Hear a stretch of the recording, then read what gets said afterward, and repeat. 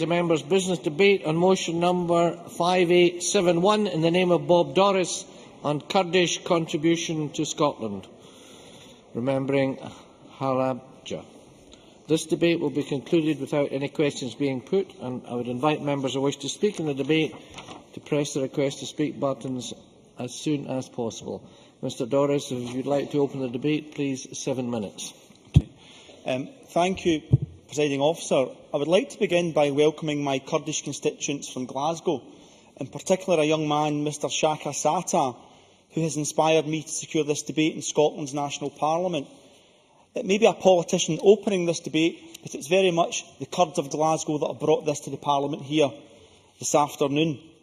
I also welcome Kurds from various parts of Scotland and from across the UK and beyond that are here today, and I thank you for your support. I know that this debate has generated much interest in Kurdistan and in Kurdish communities around the world, and I want to say a few words to pay respect to them. Emma Serburzin ba Kurdakani Scotland, Bashtari Kurdakan la Komulgai Imada Gringa Boman, Scotland Hurjis Karasata Tirsnakakani Halubja Anfal Liad Nakat Kabuna Hoy Hatini Shmariki Zori Kurd Bo Wolat Kaman. I hope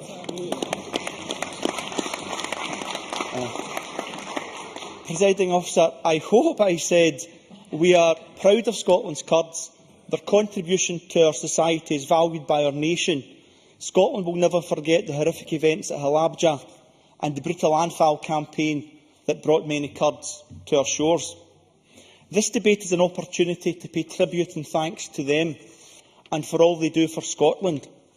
It is also important that we stand in solidarity with Scotland's Kurds and recognise the pain and suffering that led many of them and their families to come to Scotland in the first place. As it is now 25 years since the horrors of Halabja and Anfal, it is both right and timely that Scotland shows that solidarity today. Presiding Officer, we must all do what we can to prevent such genocide, such acts against humanity, ever happening again. Never forgetting these events and recognising them as genocide, for me, is fundamental to ensuring that this is indeed the case. Indeed, 2 other motions before the Scottish Parliament seek to do likewise. The genocide has been recognised. Firstly, in 2005, the International Court of Justice in The Hague did recognise it. In 2007, they again said at an appeal there was genocidal intent. Between 2007 and 2010, the Iraqi Supreme Court ruled that the 1988 attacks on Kurdish population constituted genocide. That genocide has been acknowledged in the Swedish, Norwegian and Westminster parliaments by members there. On the 16th of March 1988, indiscriminate rocket, phosphorus and napalm attacks fell upon Halabja. Chemical weapons likely to have included mustard gas, various nerve agents and cyanide were carried by Iraqi MiG and Mirage fighters. Up to 5,000 Kurds died and 10,000 were injured. Most were women and children. Many died instantly. Others didn't, however. They died painfully afterwards from their injuries, in some cases much, much later. No one can ever quantify the physical pain and mental anguish of those that survived.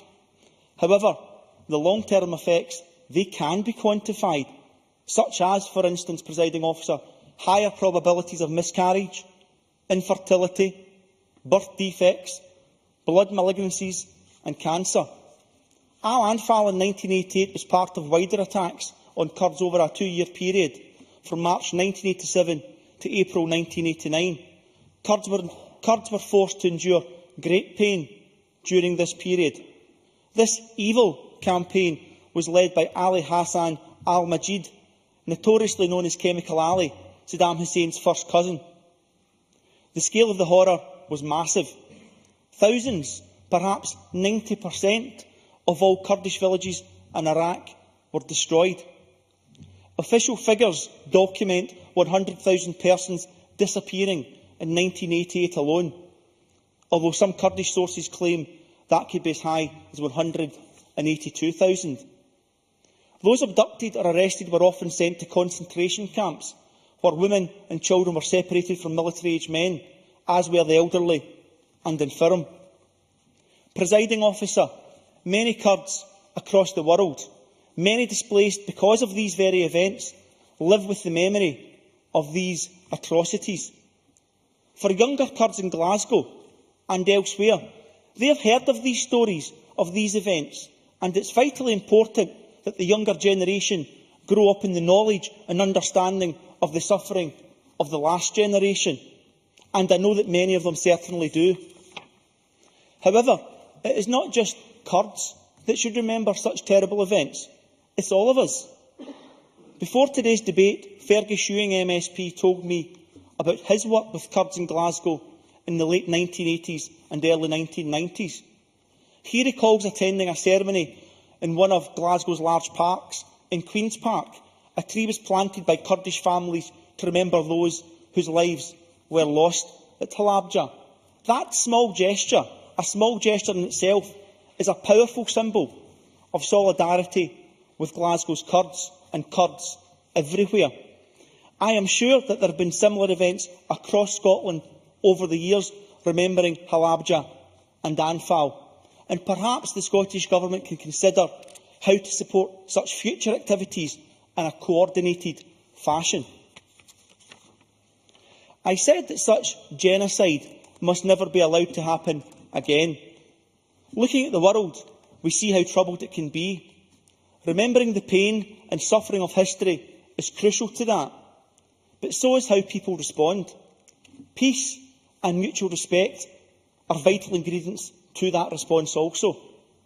For Glasgow and for Scotland, it should also be about celebrating our Kurdish communities, the doctors, the lawyers, the engineers that contribute to our society, but also the asylum seekers and refugees who still need much support and assistance. I started by mentioning Shaka Sattar at the start of my speech.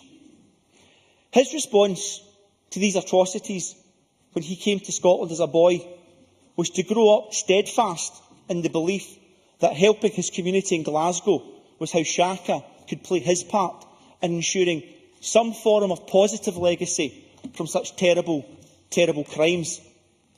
It is a privilege to work with him and others on that task. Presiding Officer, Scotland is a more rich and vibrant place because of the contribution many new Scots have made to our nation. Glasgow's Kurds are a powerful part of that mix. Can I finish, though, by noting that today we commemorate with sadness the events of Halabja and Anfal, but just as importantly, just as crucially, we also celebrate the contribution Glasgow's and Scotland's Kurds have made to our nation. Thank you very much. I now call on Patricia Ferguson to be followed by Jim Eadie. Thank you, Presiding Officer. I'd like to congratulate Bob Doris in securing this evening's members' debate on so important a subject. And I very much echo the sentiment expressed in the motion, which welcomes the role that Kurds and other migrants play in making Scotland a vibrant and multicultural country. Indeed, this has always been the position of the Scottish Labour Party and the approach of this Parliament since its inception. Modern Scotland is a place which views ethnic diversity as a strength, a multicultural society which sees new citizens in a positive light. And such variety enriches our communities and indeed our democracy. But tragically, in Iraq, the Kurdish people have over many decades faced significant and indeed violent opposition to their desire to progress towards an acceptable degree of Kurdish autonomy. As far back as 1960, Kurds led by Mustafa Barzani were engaged in heavy fighting against successive Iraqi regimes. In 1970, Iraq did announce a peace plan providing for Kurdish autonomy, but of course it didn't last. And by 1974, the Iraqi government had begun a new offensive against the Kurds. During the Iran-Iraq war in the 1980s, the regime implemented anti-Kurdish policies and a de facto civil war broke out. Shamefully, although the Iraqi regime was widely and rightly condemned by the international community, it was never punished for its actions. Not for the deportation of thousands of Kurds to central and southern Iraq, nor for the complete destruction of villages, nor even yet for the mass murder of thousands of Kurdish civilians. The member's motion rightly focuses our attention on the notorious attack on Halabja in northern Iraq on the 16th of March 1988. This atrocity was perhaps the most infamous episode in a genocidal campaign waged between 1986 and 1988 by the Iraqi regime. They do not deserve the name government, so I don't intend to use it. And they waged this against the Kurdish people. This included the use of ground offensives, aerial bombing, systematic destruction of settlements, firing squads, and the horror of this largest chemical weapons attack directed against a civilian-populated area in history. And we should never forget the attack, which killed up to 5,000 people and injured up to 10,000 more, predominantly civilians, because thousands more died of complications, disease and birth defects, as we've heard, in the years after the attack. It is right that the member's motion reminds us that the attack in Halabja was part of the larger Anfal campaign led by the bloody tyrant Saddam Hussein. It is also right that this Parliament welcomes the 2005 Hague decision that formally recognised the 1988 attack as genocide, just as the UK, Swedish and Norwegian parliaments have done. Hopefully, such an approach will help to generate awareness of what the Kurdish people have endured in their struggle for democracy. Presiding Officer, in a meeting last year, I had the pleasure of meeting some representatives of the Kurdish government, courtesy of my colleague Hەnzəڵە Malik, and also the privilege of being able to take part in an interview with Kurdistan television. And I think this helps to demonstrate how things have begun to change since the fall of Saddam Hussein, because conditions for those in Iraqi Kurdistan have changed. Literacy has increased significantly, infant mortality has fallen, there are now 7 universities where there used to be 1, and there is, of course, a regional devolved government in Iraqi Kurdistan. But this is not to argue that the invasion was correct, or indeed the only option, or that all is now well for the Kurdish community. But it does illustrate, I believe, that matters of war and peace are more complex and their consequences less easy to predict than some of the one-dimensional analysis that is sometimes evident. Presiding Officer, it is an honour to have representatives of the Kurdish community living in my home city of Glasgow. It's also an honour to have those representatives of the Kurdish community in Parliament again today, and I very much look forward to meeting them later this evening, and I'm grateful to my colleague Bob Doris for having the motion in the first place. Many thanks. Now Colin Media to be followed by John Lamont. Thank you, Presiding Officer. I too congratulate Bob Doris for securing this debate on a subject of international importance and for affording our national parliament the opportunity to mark the tremendous contribution which the Kurdish community makes to Scotland. It is right that we mark and remember the 25th anniversary of the horrific attack on Halabja, which left up to 5,000 people dead and another 7,000 to 10,000 people injured, mostly unarmed women and children. This attack featured indiscriminate use of chemical weapons such as mustard gas as well as conventional bombardment, and has led the UK, Norwegian and Swedish parliaments, as Bob Doris reminded us, to recognise these acts as genocide. It is also right and proper that we mark the fact that Kurdish cultural heritage is rooted in one of the world's oldest cultures, and we in Scotland owe a great debt of gratitude to the many Kurds who have chosen to make Scotland their home. The addition of a people with such a noble culture, steeped in history, has made a great contribution to the rich and vibrant tapestry of life that is present in Scotland, and helps make our nation such a vibrant and diverse place to live.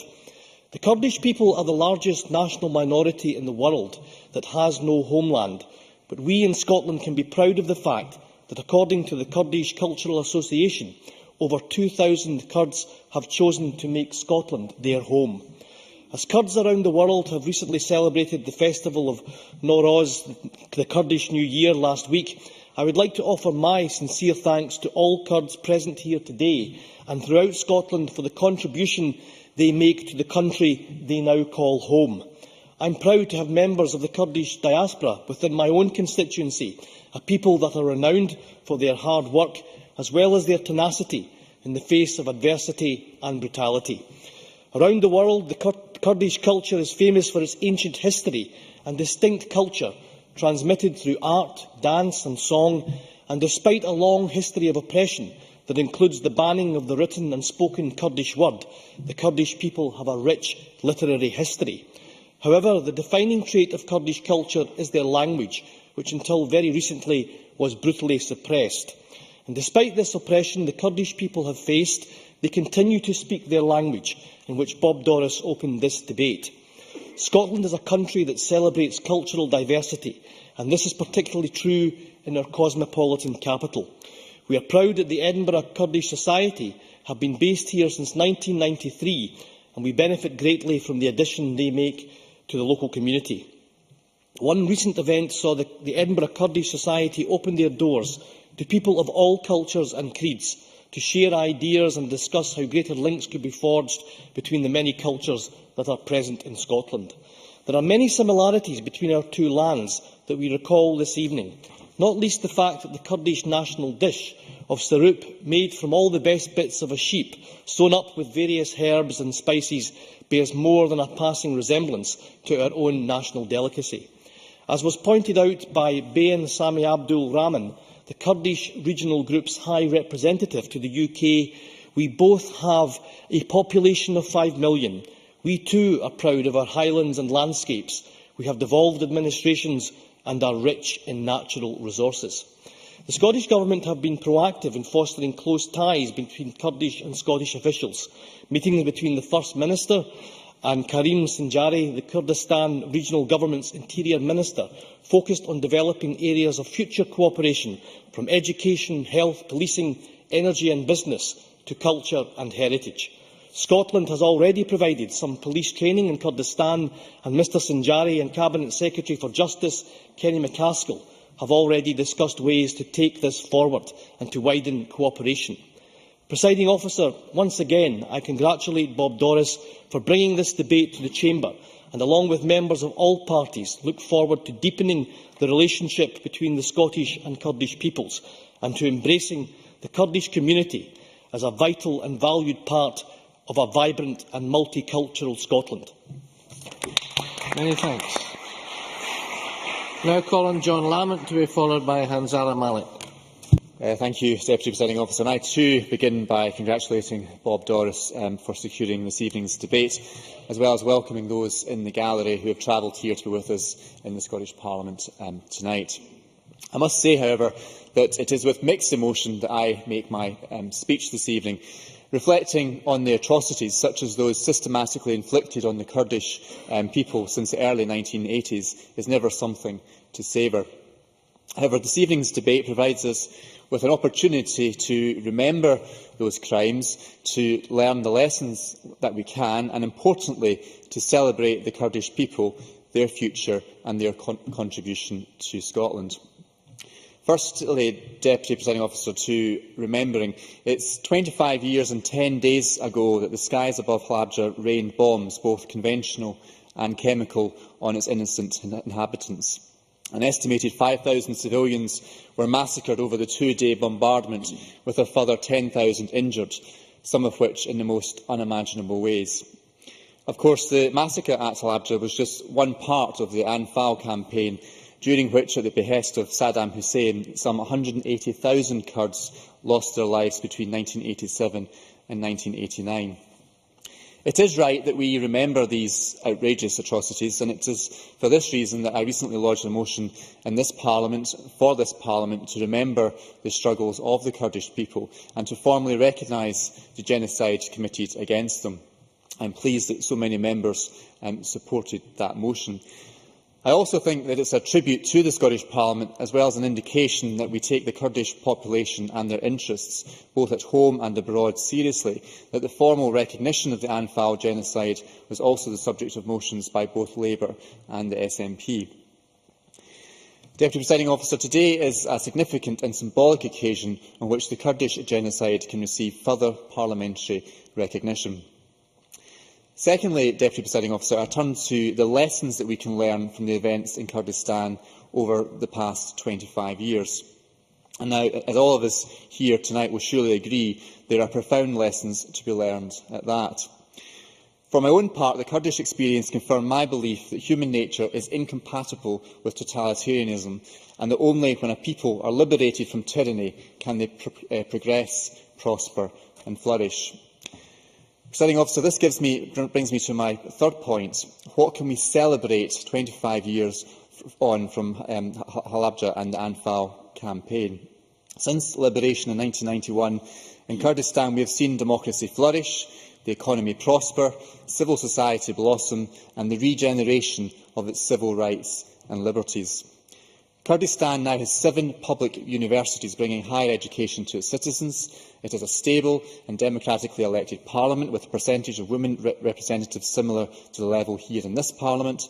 It has progressive laws which have banned female circumcision and protect women from domestic abuse, and violence, terrorist activity and the persecution of religious and political minorities are significantly lower, in some cases non-existent, in comparison to the rest of Iraq.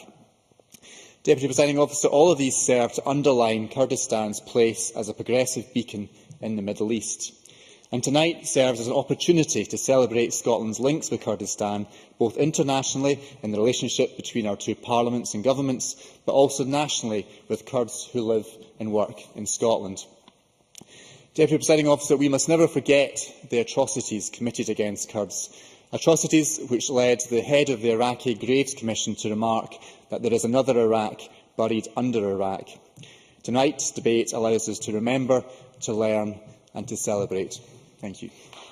Thank you. I now call on Hەnzەڵە Malik, after which we'll move to the Minister for the closing speech.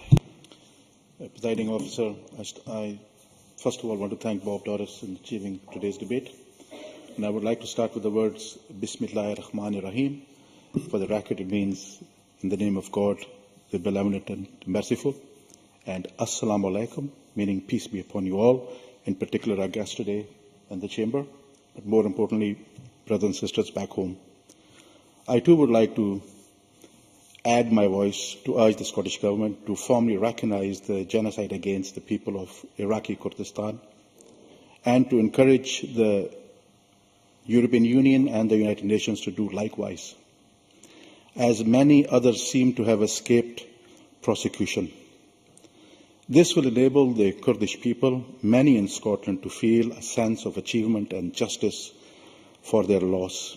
And as the UK Government has already done with the leadership of Bayan campaigning in the UK, and I wish to congratulate her and her team in achieving that achievement in Parliament. Genocide has went on for decades. In fact, in early 1963, it involved the deportation of ordinary Kurdish people, and in 1970s and 80s, the use of chemical weapons were used, and finally the campaign in 1987-88, where hundreds of thousands of innocent people died, families torn apart. Over 4,500 villages were destroyed between 1976 and 1988 alone. Genocide at its worst, while the whole world sat back and did nothing. And I say did nothing. And that's shame on us that we allowed that to happen in this day and age. However, on a positive note, I have to say that I personally have been very fortunate. I have made at least 2 visits to Kurdistan in recent years, and I'm planning a 3rd visit there. I have received 6 delegations from Kurdistan who have had meetings ranging from the First Minister, Minister of Justice, Minister of Education, many other officials and members alike. all in a bid to try and do our bit in trying to correct history. I have done at least 2 reports in Kurdistan. I have presented the First Minister with one of those reports, and there's a 3rd report being done just now, in trying to explore how we can recognise areas of support and how we can offer support to our friends in Kurdistan. We're looking at education, possible university campuses in Kurdistan, and of course students coming to Scotland to study. And it's already been mentioned that we're looking at law and order and policing.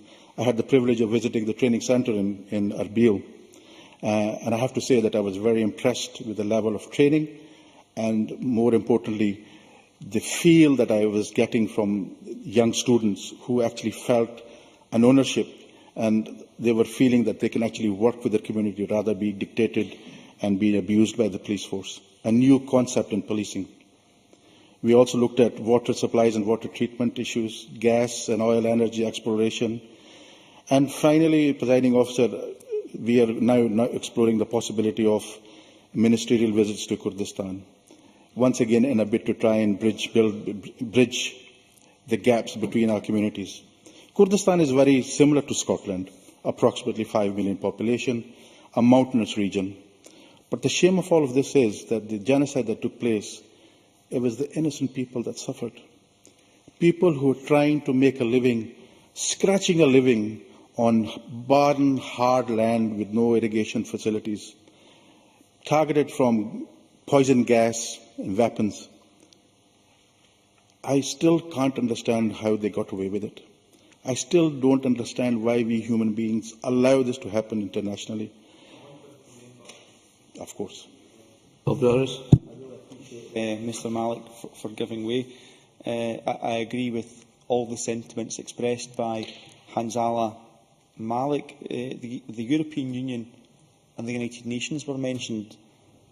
I believe that genocide should be formally recognised by both those institutions, but not just for an end in itself, because rather than individual parliaments recognising genocide, the strength of the United Nations in particular would be the entire international community who turned their back on the people of Kurdistan would be formally recognising the genocide there, and that would be a powerful, cathartic experience for the international community to make sure such events never happen again.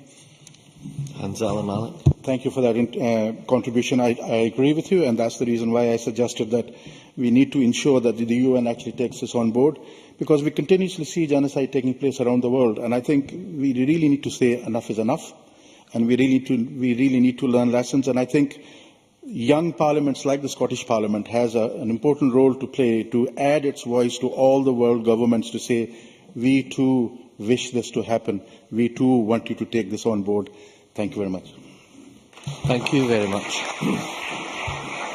I now call on Humza Yousaf. Minister, 7 minutes, please. Thank you, Presiding Officer. Thank you to Bob Doris for tabling this motion, securing this debate, which will promote greater understanding of the plight of Iraqi Kurds, also highlighting and commemorating, of course, those terrible tragedies of Halabja and the Anfal campaign, but also, quite importantly, as every member has done, allow us to reflect upon the contribution that the Kurdish community has made to Scotland. I too add my voice and the voice of the Scottish Government in welcoming the Kurdish community here to our Parliament and to their Parliament. Last week, this Parliament reflected on 10-year anniversary of the start of the war in Iraq. And when coalition forces entered Iraq looking for those weapons of mass destruction, they found mass graves concealing men, women and children, all killed for nothing but their ethnicity. Last week also, as members have said, marked the 25th anniversary of the Anfal campaign, the last and most well-known phase of persecution against the Iraqi Kurds in 87-88. It is estimated that 180,000 people perished in a systematic ethnic cleansing programme, and as was said by Hänzəڵə Malik, perhaps many more that we do not even still to this day know about. Instigated, of course, by Saddam Hussein and the Ba'athist regime against the mainly Kurdish population in northern Iraq. These atrocities were characterised by the gross violation of human rights, mass executions and disappearances of men, women and children, the widespread use of chemical weapons, including mustard gas and the nerve agent sarin, The worst incident being, as many members have reflected, in Halabja, where 5,000 civilian inhabitants are thought to have died in an aerial bombardment in one go using these chemical weapons. The destruction of 2,000 villages, as well as dozens and dozens of towns and administrative centres. Huge numbers being imprisoned without just cause other than their presumed sympathy for the Kurdish. In 1993, the Human Rights Watch report on the Anfal campaign against the Iraqi Kurds concluded this crime far transcended legitimate counterinsurgency and included the murder and disappearance of tens of thousands of non-combatants due to their ethnic national identity. There can be no doubt, Presiding Officer, this was ethnic cleansing. The events of 87-88 are a tragic example of a man's inhumanity and act as a reminder that Scotland's strong and enduring commitment to human rights cannot be taken for granted. It places a responsibility upon us as a nation to ensure that other countries develop and maintain that similar commitment. The Scottish Government's international work also reflects upon Scotland's enduring social democratic values. We also use our international engagement as an opportunity to help increase respect for and understanding of human rights worldwide, not through arrogant lecturing, but of course through mature, even-tempered discourse with our international partners. We have ongoing dialogue with states at ministerial and official level raising human rights where appropriate in a diplomatic and culturally sensitive fashion. I mention that, Presiding Officer, because, as was mentioned by John Lamont and others indeed across the chamber, that not everything is necessarily rosy. Things are improving, of course, in northern Iraq, but still not everything is rosy, and there still are human rights abuses that are regularly flagged up. Developing these relations with those countries then helps further increase our understanding of shared world values. I'd like to take a moment to reflect, as others have done, on Scotland's and Kurdistan's relationship that was mentioned by, again, many members, Jamidi, John Lamont, and also Hänzəڵە Malik, as well as, of course, Bob Doris, really giving their own personal accounts of how that relationship has built, be it from visits, inward delegations, or indeed by the fact that they have members of the Kurdish community in their constituencies and in their regions. Scotland and Kurdistan do share many commonalities. Population of 5 million, oil, water and gas being our main natural resources, and we are both located north of a perhaps more populous neighbour. The Scottish Government hosted 2 interns from the Kurdistan Regional Government on a work placement in 2011 in order to help Kurdistan develop its understanding of devolved government procedures. Ministers have also met with representatives of the Kurdistan Regional Government, as was mentioned, to explore areas in which our two countries can work together and where Scotland can share her expertise in the fields of business, finance, education and engaging with the diaspora. And I do welcome that role, as others have done. I do welcome that contribution that the Kurdish diaspora and other populations make to Scottish society. For generations, Scotland has opened its doors to refugees, to students, to migrant workers and visitors across the world, all of whom have contributed through their ideas, their skills and their talents to build our country's future. One thing I often say, Presiding Officer, is that in Scotland we often take from the best from our migrant populations, from those new Scots. And I always say that cuisine is one of the things that benefits the most. And I always say that from the Italian community we took spaghetti bolognese, from the Pakistani and Indian community we took chicken tikka masala, and it seems Jamidi has perhaps suggested and alluded to that we've taken haggis from our Kurdish population. That might be a controversial thing to say, but indeed we take from the best, and we have taken much from our Kurdish community. We don't see here in Scotland, we don't see ethnic, religious and cultural diversity as anything to be threatened by. Rather, we see it as something to be embraced as contributing to making Scotland a safer and stronger and more inclusive society. Presiding Officer, this debate is about remembering those who did no crime but were subjected to the worst punishment. In the modern day and age we live in, it can be easy, I think, to become desensitised to violence and to tragedy. However, the stories of the most profound human suffering cannot help but affect us all. Presiding Officer, let me conclude this debate by assuring members that the Scottish Government recognises that immense suffering of the Kurdish people during this terrible period in history. Members will be aware, getting to the substance of perhaps one element of this motion, is that members will be aware that foreign affairs are, of course, a reserved matter for the UK Government.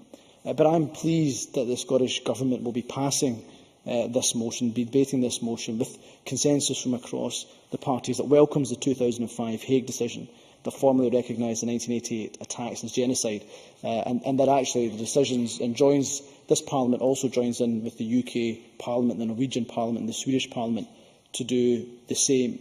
But having said that, we also know that foreign affairs are of course reserved. In a recent debate, Alistair Butt, the House of Commons, in the House of Commons, the FCO Minister Alistair Butt said that genocide was not a term for the UK Government to decide upon, but a legal decision to be taken in international fora. The UK Government's current position, we believe, is not sufficient, and I believe that's something that they recognise themselves. So I therefore commit to work with the Scottish Government, to work with my colleague Bob Doris, the leaders within the Scottish Kurdish community, to impress upon the UK Government that a route to appropriately recognise the Anfal campaign internationally should be found in a more robust response forthcoming from the UK Government. There is no question in my mind, to conclude, Presiding Officer, in the minds of decent people around the world, that the people of Iraqi Kurdistan were the victims of the most unspeakable crimes perpetrated by a vicious and evil regime, a regime which had no hesitation in committing crimes against humanity and slaughtering the innocent simply because of their identity, language and desire from fear and oppression. The Anfal campaign is a stain on our collective conscience, but we must never allow it to happen again. Thank you very much. And that concludes this debate, and I now close this meeting of Parliament. Thank you.